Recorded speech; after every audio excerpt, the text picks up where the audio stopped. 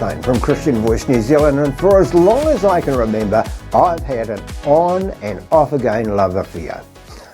Hey, now before I go any further, this is not a confession about my wrongdoing, but it has to do with one of the world's longest soaps, which still commands great ratings on our television screen. I'm talking about Coronation Street, the program which gives us a slice of life in Lancashire in England. It was filled with differing staunchly moral characters like Ina Sharples, Martha Longhurst, and who could ever forget Minnie Caldwell.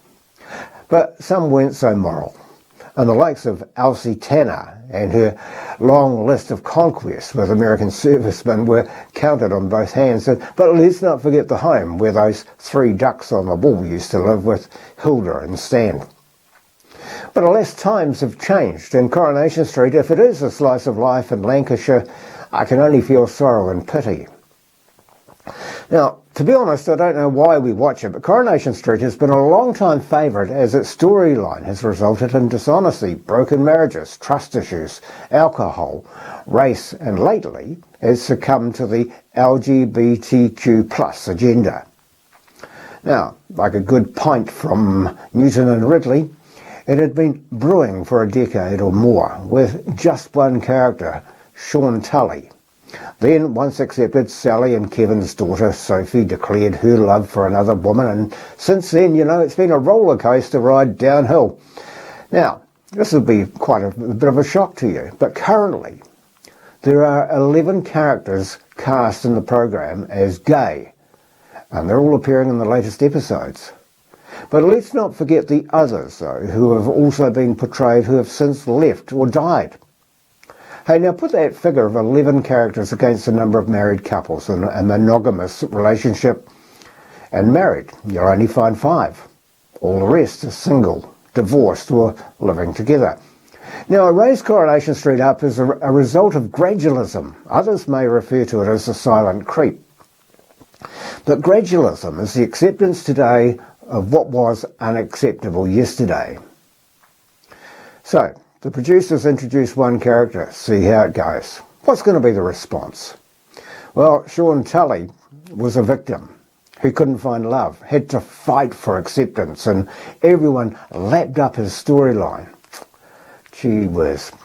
I wonder what Ina Sharples would have to say. More to the point, what say you?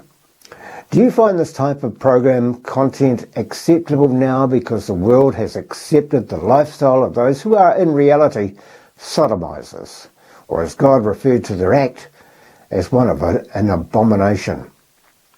Yeah, look, I used to watch Coro on and off, and I recall playing Tuesday night tennis, which was the night that Coro was on, but I was in a game where one of those where advantage points kept changing. No clear winner had eventuated, and it looked as though it was going to be a long haul. But my tennis partner at the time called a ball clearly still in as out, which gave the opposing team the win. I asked her, why did you do that? Her answer was that she wanted to be home in time to watch Coronation Street. That's how important it was to her. Not only did it give the team the win, but it gave me the grumps because it was about the only time I was ever going to win a game of tennis. Good grief. But anyway, I move on. The agenda of the LGBT movement is strong, very strong in 2025, and the reason has been like Coronation Street. We've slowly, yes, you and I, have allowed gradualism or that creep into our daily lives. We've gradually accepted what was unacceptable, what was once an illegal practice, to a stage where people no longer think it's wrong, but normal. In fact, they celebrate it.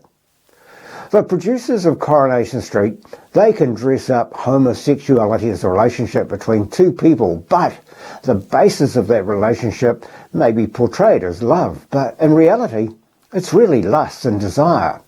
The fulfillment of that lust and desire is, well, and let's not wash over it, it's an act of sodomy.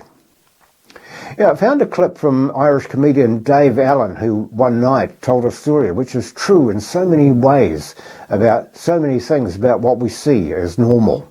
Have a look at it. I was talking to a man the other day who was leaving, decided to immigrate, decided to leave this country. And I said, why are you leaving? He said, it's homosexuality. I said, what are you talking about? He said, 300 years ago, if you were homosexual, you were hanged, drawn, and quartered. 100 years ago, if you were homosexual, you were hanged. 50 years ago, if you were homosexual, you were flogged and given 20 years in prison. 20 years ago, if you were homosexual, you were fined £200 and sent to prison for 2 years. 5 years ago, if you were homosexual, you had a small fine and you were pardoned. Got off with a warning. I said, well, what are you leaving for? He said, I'm going before they make it compulsory. I think we all get the point, but really, the situation is not just funny, but comedians like Dave Allen make it acceptable just by including stories like this, which gives the lifestyle of sodomy acceptance. But here's the thing. Dave Allen and other comedians around the world may have lampooned such things, but now in a politically correct, group-thinking, hand-wringing and easily offended world, they're being cancelled because they are now the victims themselves of gradualism. What was culturally unacceptable yesterday is being tolerated today. Hey, thanks for joining me today. Really, we do look forward to your comments, and as always, whatever the way your heart directs, whether it be prayer or financially, we appreciate your support, and don't forget to sign up for our weekly newsletter, which is getting tremendous support and acceptance for. And that's scheduled to arrive in your inbox each Wednesday. You can do this from our website, christianvoicenewzealand.com. As always, let me leave you with this bit of encouragement from 1 Thessalonians 5:14. There it says, we urge you, brothers and sisters, warn those who are idle and disruptive, encourage the disheartened, help the weak, be patient with everyone. Until next time.